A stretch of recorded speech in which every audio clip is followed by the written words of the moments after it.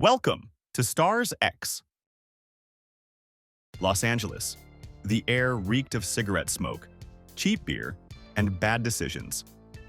The clubs on the Strip were overflowing with dreamers, some destined for greatness, most doomed to burn out before they even got a chance. And then there was Guns N' Roses, a band that didn't just rise from the gutter but thrived in it. They were dirty, dangerous, and volatile, a ticking time bomb wrapped in leather and drowning in whiskey. And yet, somehow, through sheer force of chaos, they became the biggest band in the world. This is their story. It all started with a collision of two struggling bands, Hollywood Rose and L.A. Guns. Axl Rose, the fiery redhead from Indiana, and Izzy Stradlin, his childhood friend, had been kicking around the local scene for years, scraping by in dingy apartments and playing to half-empty rooms. Then came Slash, a quiet but unstoppable guitarist whose fingers moved like they had a mind of their own. Duff McKagan, a punk rock kid from Seattle, brought the attitude. And Steven Adler, the heartbeat of the band, a drummer who played as wild as he lived. But before they could even dream of fame, they had to survive. They stole food, slept in alleyways, lived off liquor and adrenaline. They were reckless, broke, and completely untamed. And that was exactly what made them different. This wasn't polished, manufactured rock. This was real. Nobody expected them to take over the world. Going into the 90s, oh, pardon me. It is these boys right here, Guns N' Roses, out of Los Angeles. These guys come from all over the place. Which, you guys are going back and forth on these cameras here. Right here we got Stevie.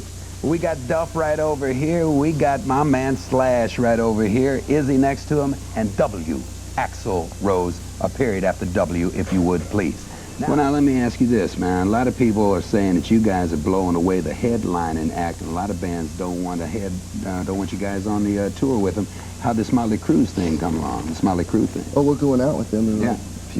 about a week. Well, actually, we're finding out that a lot of the bands, after they've had taken the time to like listen to the record and stuff, we're getting calls from a lot of major bands, that really like the record. But when they've already got an opening act set up, Yeah.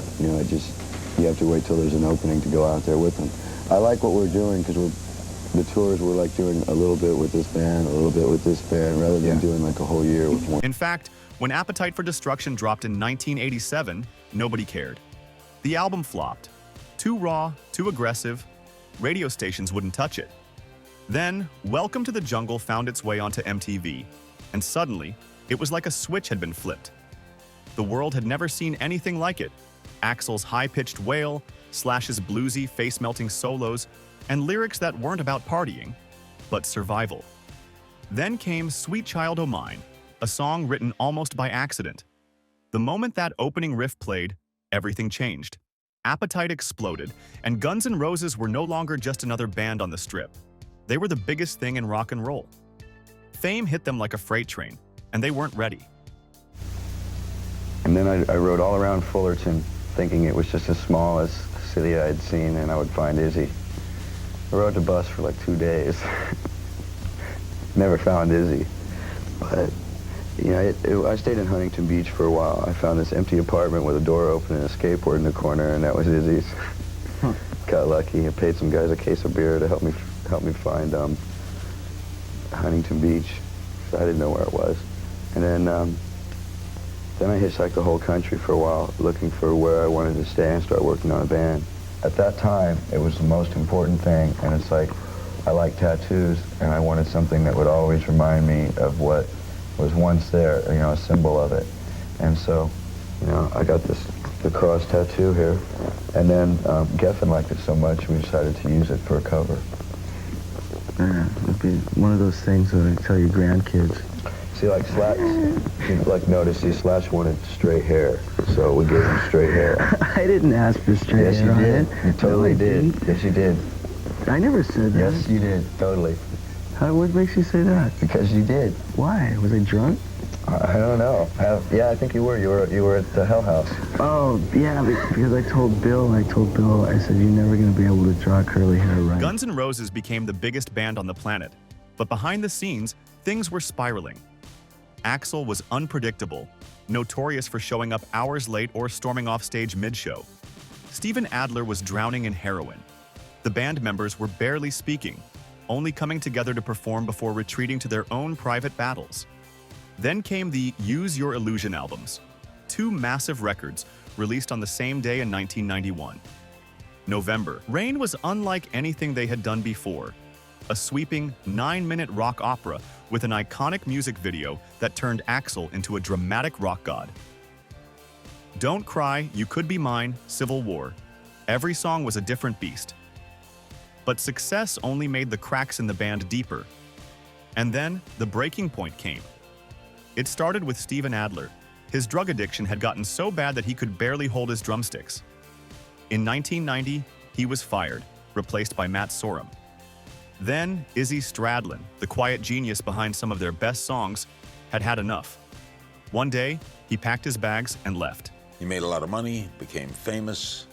Why did you leave? Just a lot of, that's an even longer story. Basically, you know what it was, is Axl took over the band and reformed it under Guns N' Roses under his direction, and I chose not to join that configuration. Simple as that. So you formed another group, right? I formed a bunch of other bands since then. Ever regret leaving? No. Without Izzy's stabilizing presence, the band became completely dysfunctional. The Use Your Illusion tour dragged on for years, filled with riots, arrests, and lawsuits. Axl took control of the band, slowly pushing everyone else out. By 1996, Slash had left. Duff followed. Guns N' Roses, the band that took over the world, was dead. For years, there were only whispers. Axl was working on an album, but nobody knew when or if it would ever come out. Band members came and went, millions of dollars were spent, and still, nothing. Finally, in 2008, after 15 years and a rumored $13 million, Chinese Democracy was released. But something was missing. It wasn't Guns N' Roses. It was Axl's vision, but without Slash, Duff, or Izzy. It didn't have that soul. For years, fans had given up hope. The idea of Axl and Slash sharing a stage again seemed impossible. But then, in 2016, the unthinkable happened. Slash and Duff rejoined. Guns N' Roses was back. The Not in This Lifetime tour became one of the highest-grossing tours of all time. And against all odds, they weren't self-destructing anymore. They were playing better than ever. From the gutters of Hollywood to the biggest stadiums in the world, Guns N' Roses changed rock music forever. They weren't just a band, they were a force. A mix of beauty and brutality, melody and madness. And as long as someone picks up a guitar and plays that Sweet Child of Mine riff, as long as a kid somewhere stares at a poster of Slash and dreams of playing like him, Guns N' Roses will never die. Thanks for watching. Don't forget to subscribe.